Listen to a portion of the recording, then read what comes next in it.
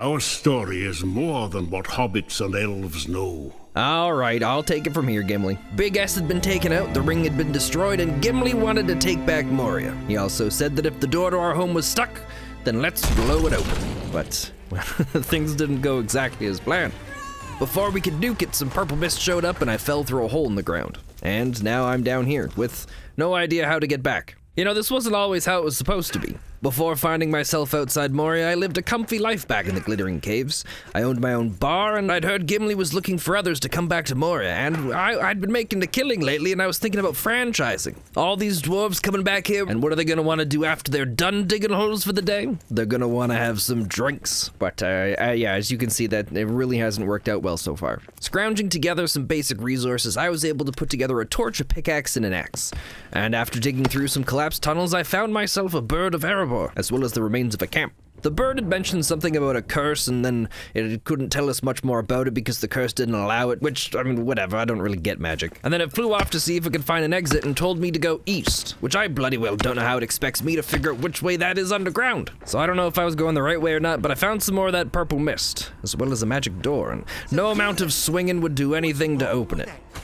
A little further in, there was also an old dwarven camp I started putting back together, as well as some iron ore nearby, which was just enough to get myself equipped with, well, not much, but I did get a few things back up and working here in this old camp. For some reason, these goblins kept lurking around the area, and every time I got close enough to whack one of them, they burrowed underground. I didn't know goblins could do that. Oh yeah, and there was also some rats, whatever that was, and a few wolves. My first night out here, I found a second iron patch, and while digging it out, I heard some sort of commotion coming back from around the corner, and I realized there were goblins at my camp. By the time I made it back, they were already tearing everything apart, so I hacked through as many as I could until they started to flee away, and I hit a few more as they were on their way out. That morning I forged some armor and a shield, and I set back out to collect more of the iron from the deposit. But as luck would have it, I found a piece of Durin's axe.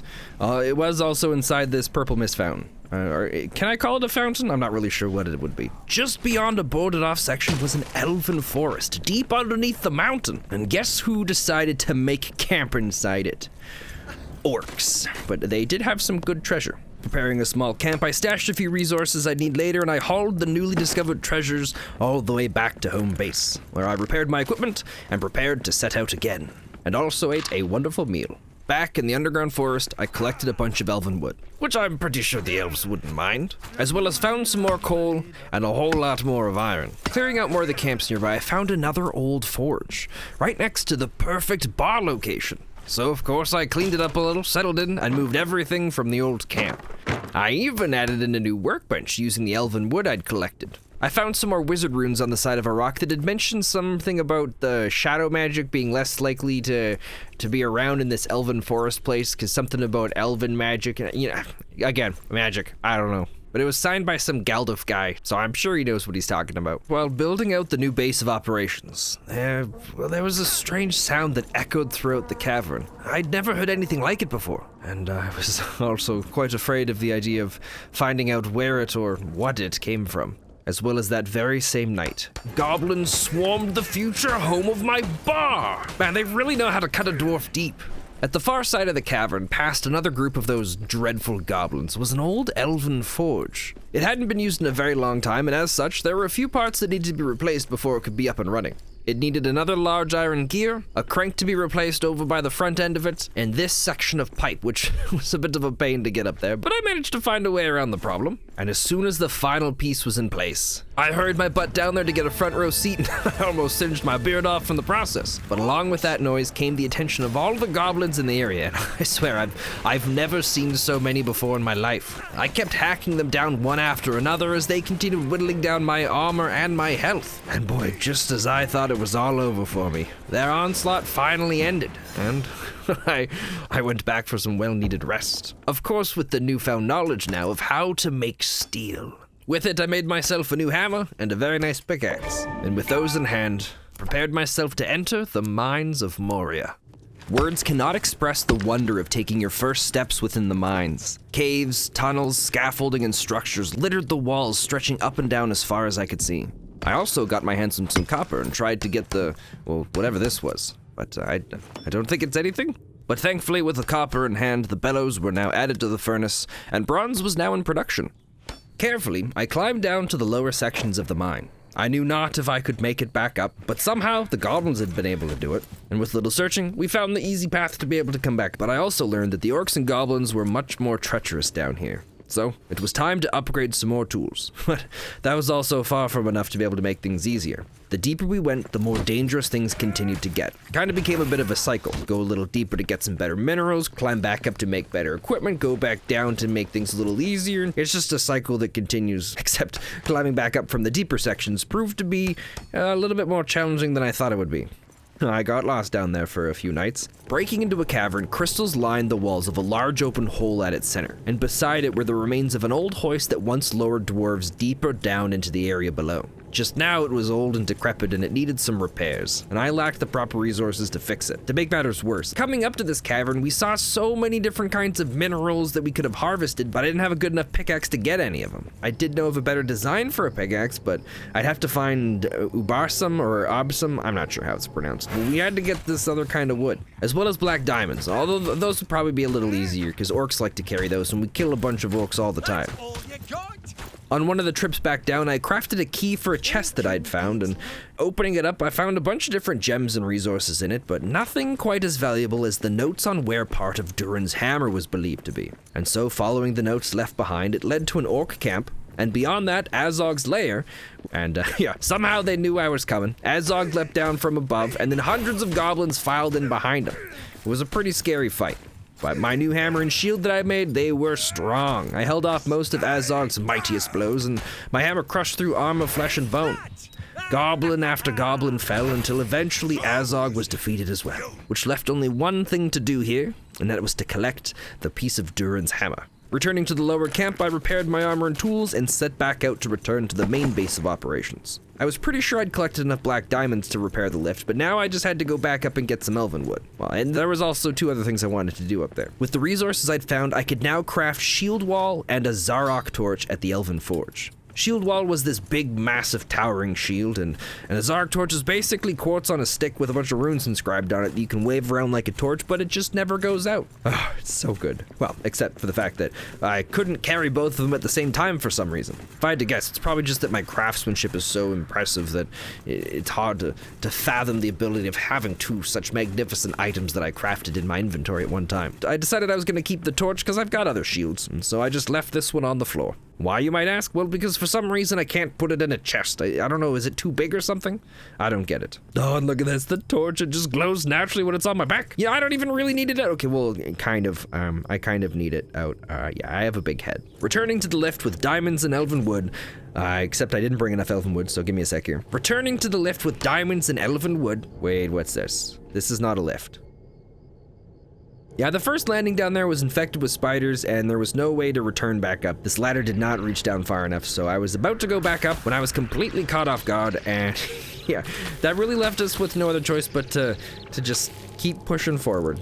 Whatever way the dwarves used to get down here, it was long destroyed, or abandoned, or decrepit, I don't know. Either way, it wasn't here. And I needed a place to rest, so I began digging into the side of this rock face, and I found a small area, which quickly cleared it out of the spiders, and I made up camp for the night. I wasn't quite sure what we were gonna find down below, and I wanted to make sure I was ready as I could possibly be. Right as I was about to set out, I actually barely noticed that there was a tunnel on the other side, and so climbing around to it, well, there was this dwarven thing in the middle of a bunch of purple mist. And I did try to push in, but I didn't have the resources to repair whatever it was, and I thought about going further in, but I didn't know how long the mist was gonna go for, and yeah, this mist puts a pretty good beating on your health. A little further down there was another tunnel, which led to, of course, more purple mist. And then further down there was a wooden walkway, which this time it was bats, but don't worry, because there was a cave just on the other side of it with more purple mist. But it wasn't all bad. I did find the source of ubasum wood, or upsum. I don't know how to pronounce it. A little further down, I could see the base of the hole here, and so I decided to toss a couple flares down, just to be safe. I didn't want to have another spider issue. And it looked clear, as well as there were a whole bunch of those mushrooms down.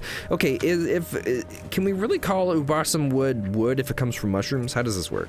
At the bottom of the crystal descent, we saw a little cave and decided to set up another camp, have a little spawn point, just in case things went south. And then I collected a bunch of wood, fought off some bats, and as luck would have it, found a ruined mapstone that just needed a little bit of stone to repair it. Which basically meant with the fancy new wooden hand, we could just quickly teleport back up, added an upgrade to the forge, made a new pickaxe, and now I could mine silver and some of the other valuable gems I'd seen in a few places. And with that new stuff, I could just make even better equipment. Well, kind of. I still needed to get some other resources to make the upgrades needed to be able to make the equipment. But yeah, things with that were gonna get a little tough because we didn't have much room left in the base, which, you know, maybe this would be a good time for some remodeling. So allow me to be the first to introduce you to my new home. A little more spacious, a little more room. Got some storage over here. I like how it worked out underneath the stairs. Ores and ingots are upstairs. We also ran out of fancy wood to finish the floor. And this is my favorite addition. It opens right up into the bar. And we're even ready to start brewing ale. We just need berries. But now we're off to business. Pretty quick in, we found some resin and salts, both resources required for some next tier equipment, but the happy-go-lucky resource gathering was interrupted by an orc raid. The orcs hadn't been too difficult on their own, but now there were seemingly infinite of them. Moving forward from now on, we're going to tread very carefully and quietly, because when this thing tells us we're being too noisy, that's when the orcs will start rampaging. I did my best to avoid making as much noise as possible, but it wasn't always easy. Some areas were full of rubble, there was the odd wandering groups of orcs, and more troublesome than the bats were the giant moths. Climbing a set of stone steps, I found myself at the top of a large drainage system. On the far side, some pipes were coming out of the ground, but I wasn't sure how I'd get across. Through a cave just down from the stone steps, I found a camp of orcs, and then I found a troll. I tried fighting it, but my weapons weren't strong enough to pierce its skin, and it also hit pretty darn hard. So I stepped away for a moment and then came back after it to calm down, and I carefully snuck past it to collect the fragment of Durin's hammer that I'd seen. I also learned that if I stayed above the mist, it was easy to avoid. Using the newfound technique, I pushed further through the old Pilgrim's Road, eventually sneaking past another orc camp, and found a flooded section of the mines up ahead. I hoped the flooded section was tied into the drainage system we found, and that by turning it on, it might clear our problem.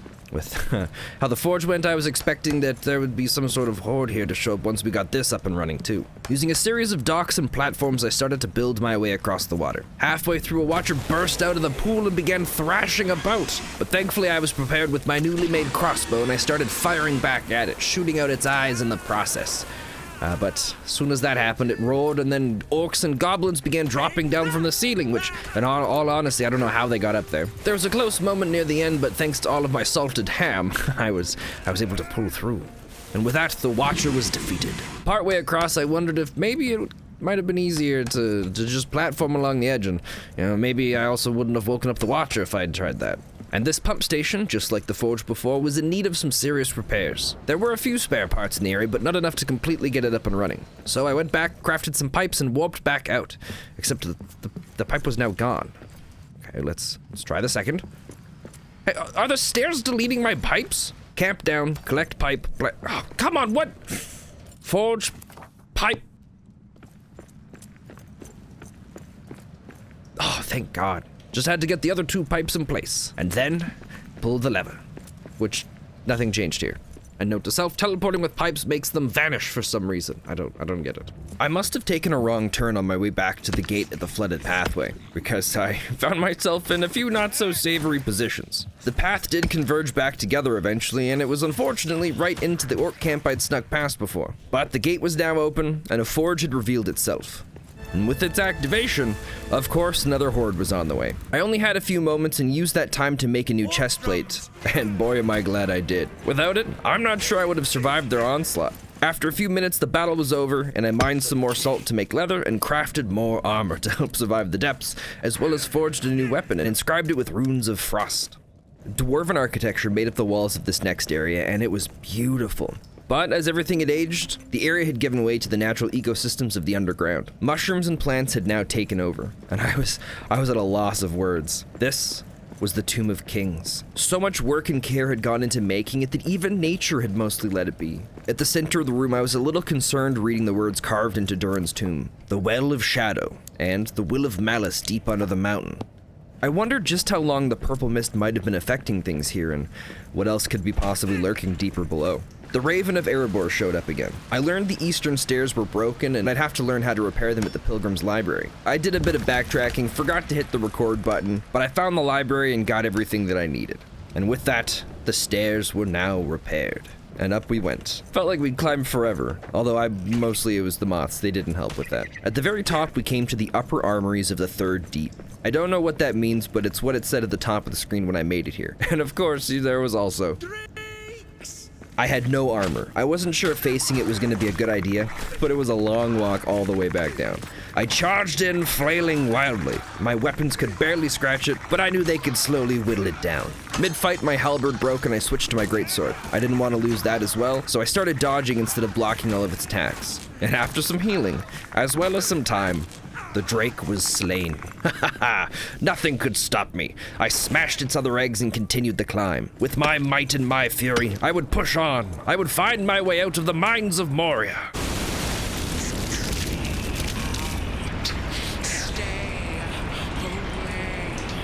Or, maybe staying in the mines for the rest of my life doesn't seem so bad. I mean, look at this place. I'm growing my own food. I'm doing great here. I don't need to... At the top of the walkway, I met the bird again. And it told me that Gimli and the others were off fighting orcs in some location. I don't remember what it said. And that a small force of dwarves were on their way here. But I was a little worried that with the dragon, these dwarves were pretty much screwed when they got here. It also told me that I was now tasked by King Tharin with finding the Khazad Stone. Great. My best chance of finding it was going to be to dig through the records in the Chamber of Mazarbul, which I guess is supposed to be near here. The further in I went, the more nervous I became. Since the dragon made its first appearance, I hadn't seen or heard from any other goblin or orc, and I was left alone with nothing but the odd rumbling echoes of the dragon and my own thoughts. Further on, the silence was broken once I made it to Balin's tomb. Wargs tore apart an orc and then came in after me, although they weren't much of an issue for my talents. And then it opened up into a larger section, where I found a troll and a bunch of orcs killing each other. It'd be a lot easier if fights went like this more often. But once the orcs were dead, I let loose at the troll, but I barely did any damage, and I was terrified as it was gonna get within melee range pretty soon, and then I was gonna get splattered. But just then, as I was about to let out a girlish shriek, it turned to stone. I'd forgotten that sunlight could do that to them. And oh man, this would make an excellent bar. The great city of Dwarodelf. It's a shame all these places had been lost. I hope to see it reclaimed someday. I tried sneaking into one of the buildings in hopes of finding some ironwood, but I was found by some Urukai pretty quickly, and then a horde came down around me. I barely managed to make it back to a safer area and held back the remaining orcs, and then used the aftermath of the commotion to sneak back down to some of the houses farther below. I didn't get a ton of ironwood, but it would do for now, and through a tunnel off to the side, I found gold, which meant I had everything I needed to make some better equipment. Yeah, it was gonna be needed. Crafting my new helmet, I went... Wait. Why is my horn so tiny? Fighting through the lost city of Dwarodelf, I found myself at another set of caves that opened up into another underground cityscape, and that's when I saw... oh shit.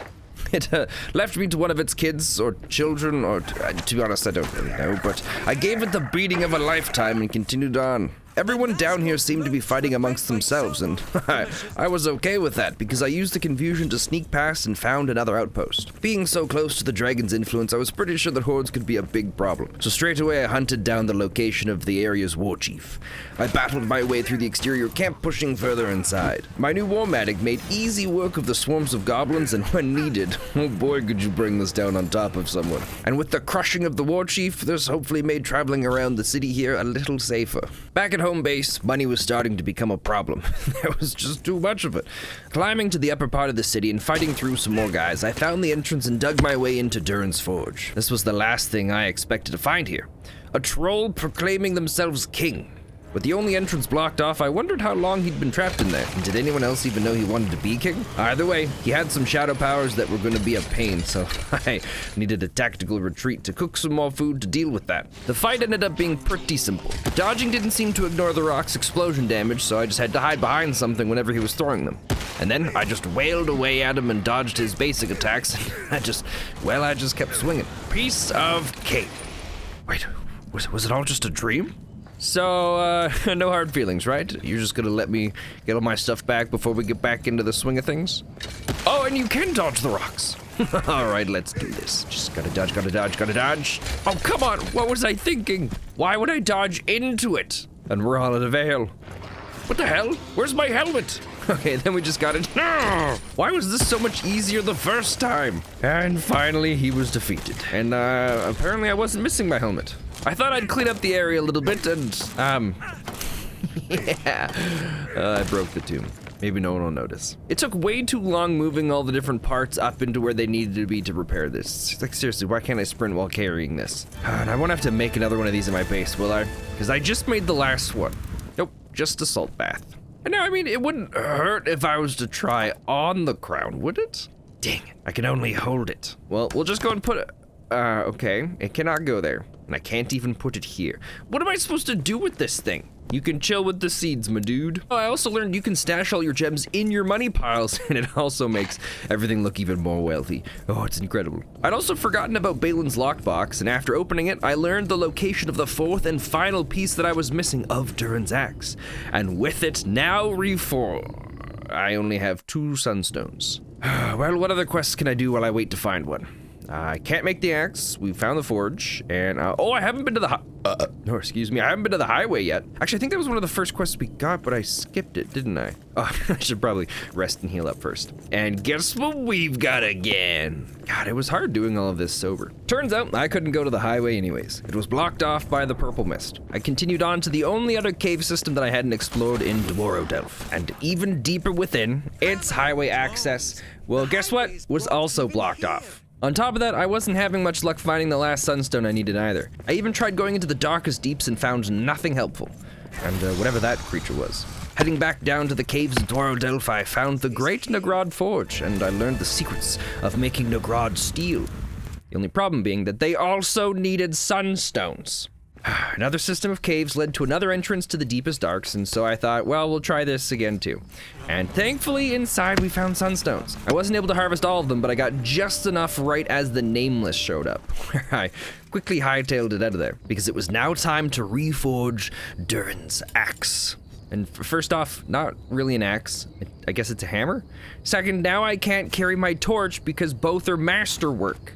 God, this sucks. Oh, and did you know you can't put the torch on a display, or in a chest, or in a weapon stand? So where am I supposed to leave this, game developers? One of the finest masterwork items gets to sit on the floor. That doesn't make any sense to me. Oh, and the axe, apparently it works like a pickaxe. Oh, pickaxe, Durin's axe.